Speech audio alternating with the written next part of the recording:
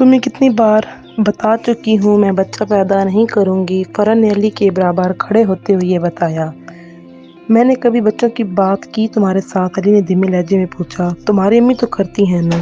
آج ان کا فون آیا تھا، کہنے لگی علی ہمارا اکلوتا بیٹا ہے، ہم چاہتے ہیں اس کے ڈھیر سارے بچے ہوں۔ میں نے گاؤں میں ایک لڑکی دیکھی ہے، وہ ہمارے ہی پاس رہے گی۔ علی کو دوسری شادی کی اجازت دے دو بیٹی، تو دے دو نا اجازت، علی نے مذاق کے انداز میں کہا۔ وہی شادی پہ شادی، ایک شادی سے تو مردوں کا پیٹ ہی نہیں بھرتا۔ جس مرد کے پاس 4 پیسے آ جائیں تو وہ عیاشی کے لیے 3-4 شادیاں کر لیتا ہے، فرح نے کھنکتی آواز میں کہا۔ فخر نے بڑی اپنائیت سے فرح کے شانے پر ہاتھ رکھا، پھر ہولے سے کہنے لگا، جاگیردار تو تمہارے پاپا ہیں، میں تو کاشتکار کا بیٹا ہوں۔ میری 7 پشتوں میں کسی مرد نے دوسری شادی نہیں کی۔ ہم عیاشی کے لیے نہیں، گھر بسانے کے لیے شادی کرتے ہیں۔ علی کی بات سنتے ہی فرح کا چہرہ مزید لال ہو گیا۔ وہ جلالی انداز میں بولی، تم مجھے طعنے دو گے اب؟ تم سے شادی کرنا میری زندگی کی سب سے بڑی بھول تھی۔ فرح دروازے کو زور سے مارتے ہوئے بیڈ روم سے چلی گئی۔ گاڑی کی آواز پر علی نے بیڈ روم کی کھڑکی کا پردہ پیچھے کرتے ہوئے دیکھا۔ فرح کی گاڑی بیرونی گیٹ سے باہر نکل رہی تھی۔ علی نے موبائل اٹھایا اور ایک نمبر ملا دیا۔ پروین کے موبائل پر گھنٹی بجنے لگی۔ پروین نے کتاب سے نظریں ہٹا کر موبائل اٹھایا۔ جی علی بیٹا، پروین نے محبت سے کہا۔ آنٹی وہ آپ کی طرف آ رہی ہے، علی نے بتایا۔ آج کس بات پر جھگڑا ہوا ہے؟ پروین نے پوچھا۔ اکثر تو وہ بغیر بات کے ہی جھگڑ لیتی ہے، آج گاؤں سے امی کا فون آیا تھا۔ فخر کے بتانے سے پہلے ہی پروین نے بول دیا، امی نے کہا ہوگا تم دوسری شادی کر لو۔ علی لمبی سانس بھرتے ہوئے بولا، جی میں سمجھاؤں گا اسے، وہ سمجھتی ہی تو نہیں، الٹا سمجھانے لگتی ہے۔ اب مجھے بھی لگنے لگا ہے فرح سے شادی کر کے شاید میں نے غلطی کی ہے۔ اس وقت میں نے صرف اپنے بارے میں سوچا تھا، اپنے والدین کے بارے میں نہیں۔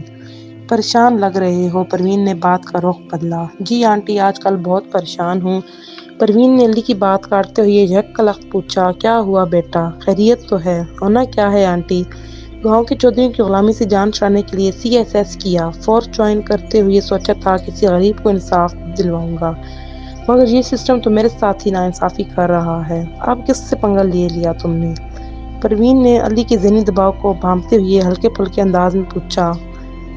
کسی غلطی پر بھی جج صاحب، SHO صاحب سرزنش میری کر دیتے ہیں۔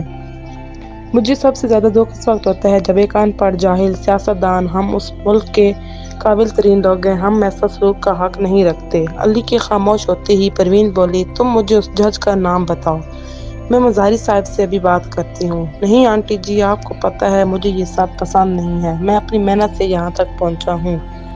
تم میری طرف آ جاؤ، ڈنر اکٹھے کرتے ہیں۔ میں آؤں گا تو فرح کہے گی آ گئے ہو میری شکایتیں لگانے۔ سوری آنٹی میں نہیں آ سکتا۔ ٹھیک ہے تو پھر میں ہی تمہاری طرف آ جاتی ہوں۔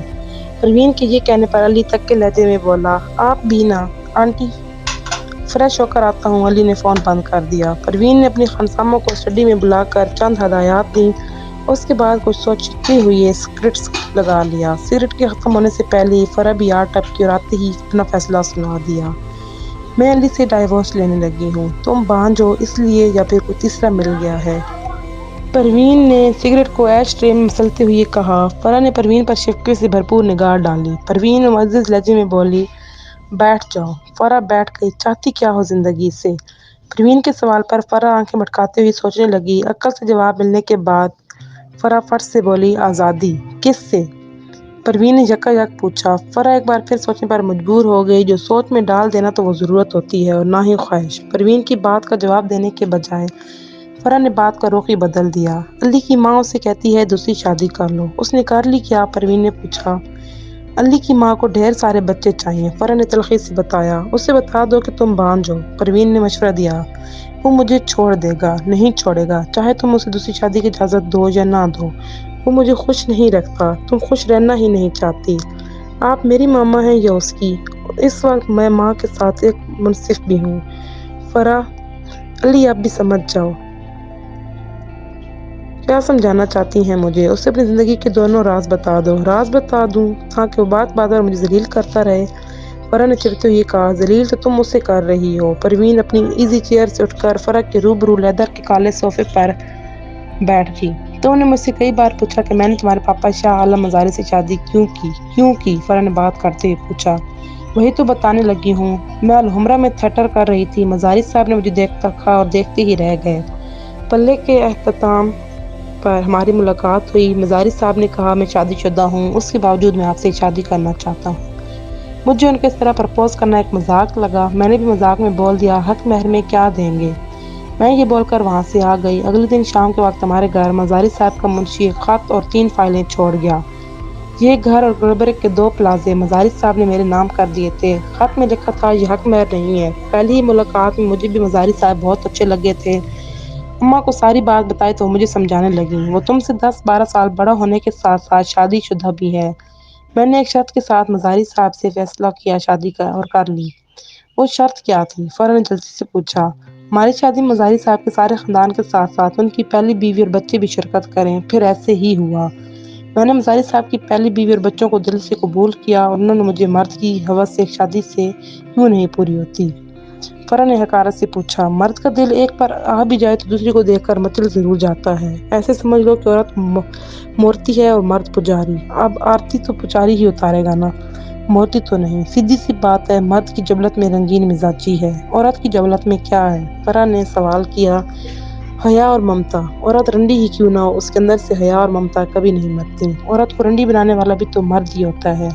فرح نے تیز دھاری لہجے میں کہا۔ پروین ہلکا سا مسکرائی، پھر ارد گرد دیکھا۔ اس کے سگریٹ ایش ٹرے اور موبائل ایزی چیئر کے ساتھ سائڈ ٹیبل پر پڑے ہوئے تھے۔